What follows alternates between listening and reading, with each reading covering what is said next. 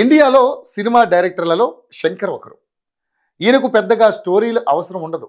సామాజిక సమస్యలే శంకర్ సినిమాలకు ఆయువు పట్టు. సోషల్ ప్రాబ్లమ్స్కు కమర్షియల్ హంగులు దిద్ది మాస్ అండ్ క్లాస్ ఆడియన్స్ను మెప్పించడంలో ఆయనకు ఆయనే సాటి. దక్షిణాది సినిమాలతో హోల్ ఇండియా మాట్లాడుకునేలా చేసిన దర్శకుడు శంకర్. అంతేకాదు, ఇప్పటి వరకు తమిళ్ డబ్బింగ్ సినిమాలతో పలకరించిన ఈయన తొలిసారి డైరెక్ట్గా రామ్ చరణ్తో నిర్మిస్తున్న సినిమాతో టాలీవుడ్ ఎంట్రీ ఇచ్చారు. సో ఆయన రియల్ స్టోరీ ఏంటో ఇప్పుడు మనం తెలుసుకుందాం. భారతదేశం గర్వించదగ్గ దర్శకుల్లో శంకర్కు ప్రత్యేక స్థానం ఉంది. ఫస్ట్ సినిమాతోనే స్టార్ డైరెక్టర్గా ఎదిగాడు. ఆయన సినిమాలకు ఎంత ఖర్చు పెడితే నిర్మాతలకు అంత లాభం. అందుకు ఆయన తెరకెక్కించిన సినిమాలే నిదర్శనం. అలాంటి శంకర్ 1963 ఆగస్టు 17న తమిళనాడు రాష్ట్రం తంజావూరు జిల్లా కుంభకోణంలో జన్మించారు. తల్లి ముత్తులక్ష్మి, తండ్రి షణ్ముగన్. కుంభకోణంలోనే స్కూలింగ్ను కంప్లీట్ చేసిన శంకర్ చెన్నైలో మెకానికల్ ఇంజనీర్గా పనిచేశారు. చిన్నతనం నుంచి చాలా డిఫరెంట్గా ఆలోచించేవారు. కాలేజీలో చదువుతున్న సమయంలో యాక్టింగ్ స్కూల్లో చేరారు. ఆ తర్వాత మిత్రులతో కలిసి వందల నాటకాలు వేశారు. అయితే ఓ నాటకంలో శంకర్ యాక్టింగ్ను చూసి నచ్చడంతో విజయ్ తండ్రి దర్శకుడు ఎస్ఏ చంద్రశేఖర్ సినిమాలో ఆఫర్ ఇస్తా అన్నాడు. కానీ శంకర్ మాత్రం తనకు యాక్టర్గా ఛాన్స్ వద్దని రైటర్గా లేదంటే అసిస్టెంట్ డైరెక్టర్గా ఛాన్స్ ఇవ్వాలని కోరారట. అప్పుడు చంద్రశేఖర్ ఫస్ట్ ఒక సినిమాలో కామెడీ రోల్ చెయ్యి, ఆ తర్వాత నువ్వు కోరినట్లే ఛాన్స్ ఇస్తానని చెప్పడంతో శంకర్ కూడా ఓకే అన్నారు. ఆ తర్వాత ఇచ్చిన మాట ప్రకారం జై శివశంకర్ అనే చిత్రానికి శంకర్కు అసిస్టెంట్ డైరెక్టర్ ఛాన్స్ ఇచ్చారు చంద్రశేఖర్. అలా అసిస్టెంట్ డైరెక్టర్గా కొనసాగుతూనే కొన్ని కథలను రాసుకున్నాడు శంకర్. ఆ తర్వాత డైరెక్టర్ చంద్రశేఖర్ టీం నుంచి బయటకు వచ్చేశారు.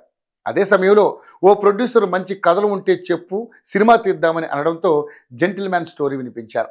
అది ప్రొడ్యూసర్కు నచ్చడంతో హీరో వేటలో పడ్డారు. ఆ సినిమాను ముందు శరత్ కుమార్తో తీయాలనుకున్నారు, కానీ ఆయన డేట్లు ఇవ్వలేదు. ఆ తర్వాత కమల్ హాసన్, రాజశేఖర్ వంటి వారిని కలిసిన డేట్లు దొరకక నో చెప్పారట. అనంతరం అర్జున్ దగ్గరికి వెళ్ళారు. ఆయన కూడా నో చెప్పారు. కానీ శంకర్ మాత్రం ఒకసారి స్టోరీ వినిపించారు. స్టోరీ నచ్చడంతో ఓకే చెప్పారు అర్జున్.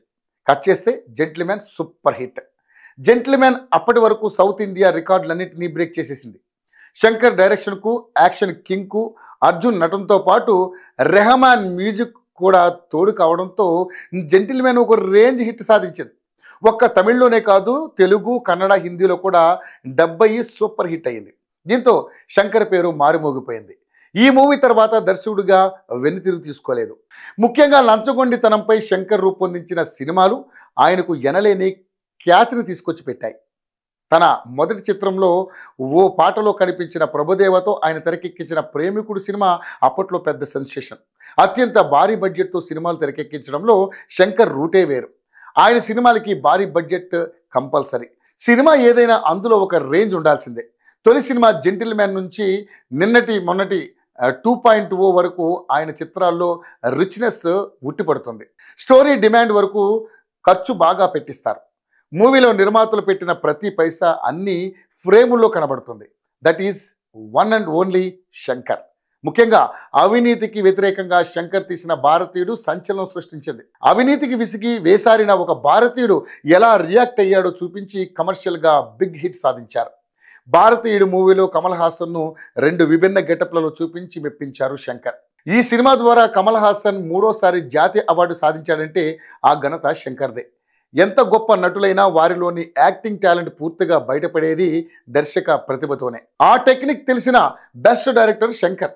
ప్రశాంత్, ఐశ్వర్య రాయల్తో తెరకెక్కించిన జీన్స్ మూవీలో అప్పటి గ్రాఫిక్స్తో పాటు ప్రపంచంలోని 7 వింతల దగ్గర ఈ చిత్రాన్ని పిక్చరైజ్ చేసిన తీరును ఇప్పటికీ అద్భుతమే. రాజకీయాలపైన శంకర్ తీసిన ఒకే ఒక్కడు సంచలనమే సృష్టించింది. ఒకరోజు ముఖ్యమంత్రి కాన్సెప్ట్తో తెరకెక్కిన ఈ మూవీ అన్ని వర్గాల ప్రేక్షకులను ఆకట్టుకుంది. నాయకులు కరప్షన్కు దూరంగా నీతివంతమైన పాలన అందిస్తే దేశం అభివృద్ధి పథాన పయనిస్తుందని అందరికీ అర్థమయ్యేలా తెరకెక్కించి వావ్ అనిపించారు. శంకర్ తమిళంలో అర్జున్తో తెరకెక్కించిన మొదలవన్ సినిమాను హిందీలో అనిల్ కపూర్, అమరీష్ పూరితో నాయక్గా తెరకెక్కించిన హిందీలో మంచి సక్సెస్ అందుకున్నాడు దర్శకుడు శంకర్. కొత్త వాళ్లతో ప్రయోగాలు చేయడానికి వెనుకాడలేదు. ఆయన తెరకెక్కించిన బాయ్స్ మూవీ ఆయన తెరకెక్కించిన చిత్రాల్లో డిఫరెంట్ చిత్రంగా మిగిలిపోయింది. శంకర్ దర్శకత్వంలో విక్రమ్ హీరోగా తెరకెక్కించిన అపరిచితుడు సినిమా మనుషుల్లో నిద్రాణంగా దాగిపోయిన అపరిచితుడిని తట్టి లేపింది. ప్రజలు క్రమశిక్షణతో ఉండాలని ఈ సినిమా చెప్పింది. ఒకవేళ క్రమశిక్షణ లేకపోతే వారిని గరుడ పురాణంలో చెప్పినట్లుగా దండించాలని ప్రేక్షకులకు కొత్తగా చెప్పాడు శంకర్. ఈ చిత్రంలో విక్రమ్ తన నటనతో ఈ సినిమాను మరో స్థాయికి తీసుకెళ్లారు. అపరిచితుల్లో మల్టిపుల్ పర్సనాలిటీ డిజార్డర్తో బాధపడే హీరోని సామాన్య ప్రజలకు అర్థమయ్యే రీతిలో ఆవిష్కరించి సక్సెస్ సాధించాడు. సూపర్ స్టార్ రజనీకాంత్తో తెరకెక్కించిన శివాజీ సినిమాకు ప్రత్యేక స్థానం ఉంది. అవినీతి నిర్మూలన, పేరుకుపోయిన బ్లాక్ మనీ బయటకు తీయడం వంటి సబ్జెక్ట్తో తెరకెక్కించి మంచి హిట్ అందుకున్నారు. ఇండియన్ ఫిల్మ్ మేకర్లు ఎవరు అడుగుపెట్టని స్టాన్ విన్స్టన్ యానిమేషన్ స్టూడియోలో శంకర్ తన రోబోకు మెరుగులెద్దారు. టెర్మినేటర్, జురాసిక్ పార్క్, అవతార్ లాంటి భారీ హాలీవుడ్ చిత్రాల యానిమేషన్ వర్క్స్ ఈ స్టూడియోలోనే జరిగాయి. స్టాన్ విన్స్టన్లో షూటింగ్ జరుపుకున్న తొలి భారతీయ చిత్రంగా శంకర్ రోబో రికార్డ్ క్రియేట్ చేసింది. రజనీకాంత్, ఐశ్వర్యరాయ్ విలన్ రోబో రజనీలు పాల్గొన్న భారీ క్లైమాక్స్ ఫైట్ చిత్రీకరణ అక్కడే జరిగింది. హీరో రజనీకాంత్తో పోరాడడానికి 100 రోబోలు వరుసగా వస్తాయి. వీటిని యానిమేట్రిక్ టెక్నాలజీతో ఈ స్టూడియోలోనే రూపొందించారు. ఇలా తన చిత్రాలకు హాలీవుడ్ రేంజ్ ట్రీట్మెంట్ ఇచ్చిన డైరెక్టర్గా శంకర్ పేరు సాధించారు. శంకర్ మొదటిసారి హిందీలో హిట్ అయిన ఓ సినిమాను తమిళంలో రీమేక్ చేశారు. ఈ సినిమానే స్నేహితుడు. విజయ్, జీవా, శ్రీరామ్ హీరోలుగా నటించిన ఈ చిత్రం బాక్సాఫీస్ దగ్గర డిజాస్టర్గా నిలిచింది. అపరిచితుడు తర్వాత విక్రమ్తో తెరకెక్కించిన ఐ సినిమాపై అంచనాలు పెరిగినా ఈ చిత్రం శంకర్ దర్శకత్వ ప్రతిభపై అనుమానాలు కలిగేలా చేసింది. అక్షయ్ కుమార్, రజనీకాంత్తో 400 కోట్ల రూపాయలతో తెరకెక్కిన 2.0 సినిమాలోని గ్రాఫిక్స్కు మంచి పేరు వచ్చినా ఈ సినిమా మాత్రం ఓ మోస్తారుగా నడిచి డైరెక్టర్గా శంకర్ ఉనికి ప్రశ్నార్థకంగా నిలిచేలా చేసింది. ఆ తర్వాత శంకర్, కమల్ హాసన్, సిద్ధార్థలతో భారతీయుడు మూవీకి సీక్వెల్గా భారతీయుడు 2 మూవీని తీశారు. కానీ ఎందుకో తెలియదు, ప్రజలకు కనెక్ట్ కాలేదు. ఇన్నేళ్ల తర్వాత టాలీవుడ్లోకి డైరెక్ట్గా తెలుగు సినిమాతో ఎంట్రీ ఇచ్చాడు. అది కూడా గ్లోబల్ స్టార్ రామ్ చరణ్తో సినిమా తీశాడు. అయితే శంకర్ సినిమాలంటే రెహమాన్ మ్యూజిక్ కంపల్సరీ. తొలి చిత్రం జెంటిల్మ్యాన్ నుంచి 2.0 వరకు ఆయన సినిమాలకు రెహమానే సంగీతం అందించారు. మధ్యలో అపరిచితుడు, స్నేహితుడు సినిమాలకు తప్పించి శంకర్ సినిమాలన్నింటికీ ఆస్కార్ విజేత రెహమాన్ మ్యూజిక్ అందించారు. గేమ్ చేంజర్ సినిమాకు మాత్రం తమన్ సంగీతం అందించారు. ఈయన శంకర్ దర్శకత్వంలో తెరకెక్కిన బాయ్స్లో నటించారు. అంతేకాదు ఏఆర్ రెహమాన్ దగ్గర పలు సినిమాలకు తమన్ అసిస్టెంట్గా పనిచేశారు. ఈ రకంగా శంకర్కు తమన్కు మంచి అనుబంధమే ఉంది. దర్శకుడుగానే కాకుండా నిర్మాతగాను రాణించాడు శంకర్. అభిరుచి గల నిర్మాతగా కొన్ని ఉత్తమ చిత్రాలు నిర్మించి విజయాలు అందుకున్నాడు. తన దగ్గర పనిచేసే అసిస్టెంట్స్కు డైరెక్ట్గా ఛాన్సులు ఇచ్చి వారిని తీర్చిదిద్దే క్రెడిట్ శంకర్కే దక్కుతుంది. సౌత్ ఇండియాలో ఇలాంటి కొత్త ట్రెండ్కు తెరతీసిన దర్శకుడు శంకర్.